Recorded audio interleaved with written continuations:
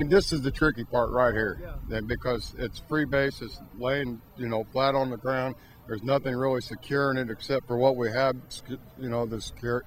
But yeah, it's just going to take a little bit more time with this one, because this one here is a little bit, as you can see, it's kind of long, and we're going to take everything precaution we can not to tweak anything, because anything can happen. Anything, and we're looking at all kinds of variables. Down here is not bad, but you get up there and that wind, it's whipping, because it's coming right through the buildings up there, and you're a little bit higher up there. But you just, like I said, you take all the precautions and be extra safe. That's the big thing. We all want to go home. We all want to go home as we come to work. That's right. The Thin Man doesn't weigh much, but they told me he couldn't be attached to the building. Right. So all your wind, like it's blowing out here today, he's got to take all the wind and so forth and not topple over. And so the challenge with him was trying to grab enough weight to hold him down. We kept going deeper and deeper in this stone, trying to get enough weight to keep him from falling over. It wasn't working. We finally went all the way down into the ground, about 20 feet, to the library foundations, and we grabbed onto those. He's rooted too, a little more literally to his pedestal, but he rises up and like a big vine, and without and particularly in contrast to the sort of plumb rectangular planted kind of feeling of the building, he'll rise up actually about 7 feet above the parapet of the building. So he'll kind of take off in his own way, but in a little different way than the little bird does.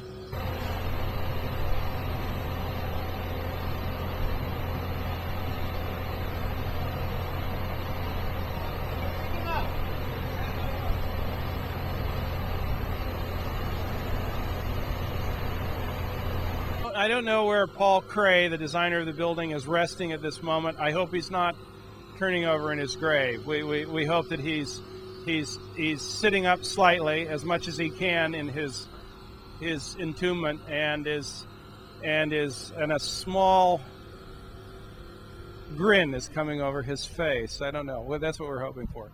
I know that a part of the neoclassical program, one of these Greek revival programs, is to have sculpture, architecture, everything combined. And so I can't. It's hard to imagine that if he was alive, he would say, "Oh my God, you've never put any sculpture on these pedestals." That was the very, very important thing. And in some ways, this building is very relatively kind of simple, so it becomes almost like a theater backdrop for two very, pointed, significant, graphic, thoughtful, discrete objects, which is what I've tried to render for the library.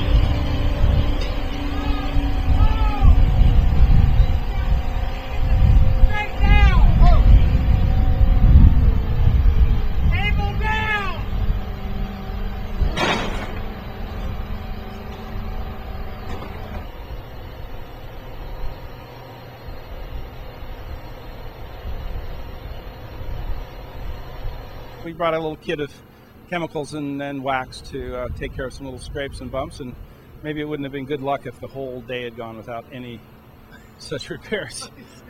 It was a little stressful when we all sort of were watching it happen, because I think a lot of people saw it in the ground coming, but it wasn't necessarily registered by the crane operator, who I think was very busy managing the moving part that they were trying to get down on the ground. So, but these are things that you adapt to. I've had other very difficult things like that in the past, much more extreme. So.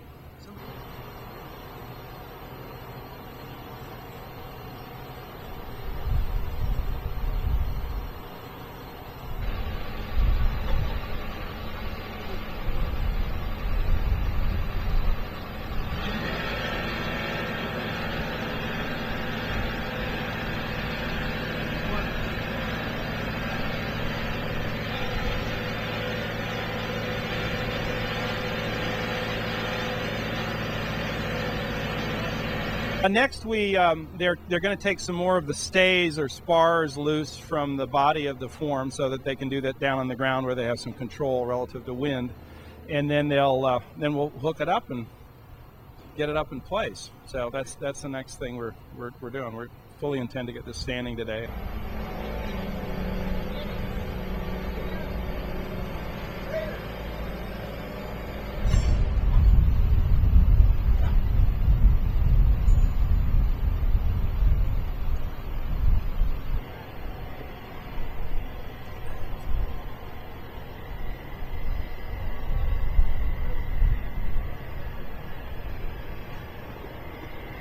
Once the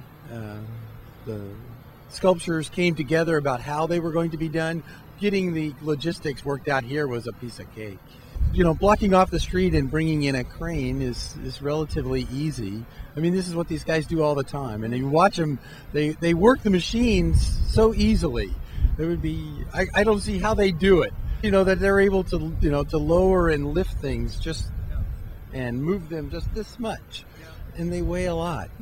I think in the long run it's going to become a major icon for the library. It's going to be the way the library is identified. And I think to a great extent that could happen in terms of the relationship between the sculptures and the city. I think people are going to take a while probably to digest these things, but eventually I think they're going to embrace them. I'm reminded of the time way back when Chicago installed its Picasso on the Civic Center Plaza there. When that sculpture was first installed, people absolutely hated it. It created a furor. An alderman in town said that they should tear it down and replace it with a statue of Ernie Banks, the Cubs baseball star. But now, years have passed, and Chicago's Picasso is Chicago's Picasso. It's used on keychains. It's reproduced as souvenirs. It's become a city parking decal. I mean, everybody has embraced it and loves it and probably can't imagine the city really without it. I hope the same thing happens with Peter Shelton's pieces. I suspect that it probably will. I'm sorry, what? Wow.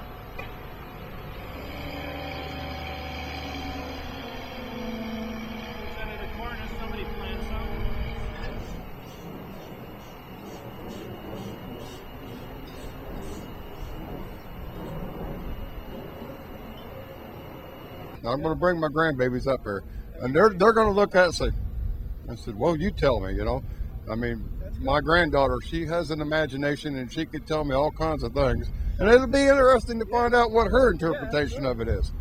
I haven't decided what my interpretation of it is yet. I mean, I was thinking, oh, this could be a Stephen King movie. This guy gets up and walks around the town of Indianapolis, but it's unique. It's really, like I said, this is my second time being involved, putting stuff up like this, and this is well, I've never put anything this tall up. You're talking about scale. You look at that little bird on there, and I mean, to me, that's the only thing you notice is that little bird on there. Isn't that amazing? Oh yeah, it's got a big thing, and it's like, what's that little thing? Oh, it's a bird. Yeah. It's amazing. Yeah. I think it is just another jewel on the cultural trail. I mean, we're standing right here. This green line is the cultural trail. It's just going to be another jewel for us. Of course, there are going to be people who don't like it, but I think in 10 years from now, these sculptures will be a beloved part of the city, much like Monument Circle is, or the War Memorial. It's just, people are going to say, hey, you have to see this. When you come to town, you have to see these. They're amazing.